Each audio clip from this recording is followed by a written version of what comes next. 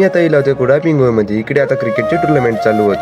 तर म्हणजे ह्या व्यक्ती जर ओळखत असल्यास कमेंट करून नक्की सांगा. कुडाळ तालुक्यातील नामवंत युट्यूबर असलेले ओमकार पालव यांचा संघ आता हे खेळत होतो. ओमकार पालव आपल्या टीमसाठी बॉल चूज करूसाठी गेलो. या संघाचे खेळाडू पण खूप मस्त आहेत. सगळे षटकारवर षटकार मारतात आणि संघात विजय करूचा प्रयत्न करतात.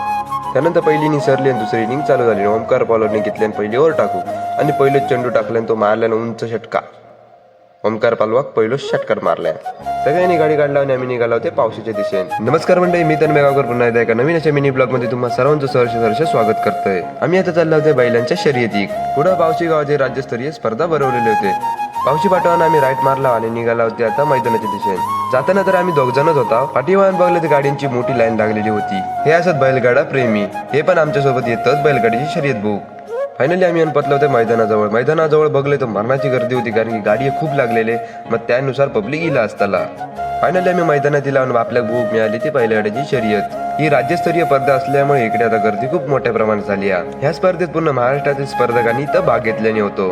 असरणी गावचे सुपुत्र जॅकी उर्फ अजय गावडे यांनी या स्पर्धेत भाग घेतलेलो होतो. त्याचबरोबर त्यांना मदत करणारे होते ते विशाल सावंत, आमचे परममित्र.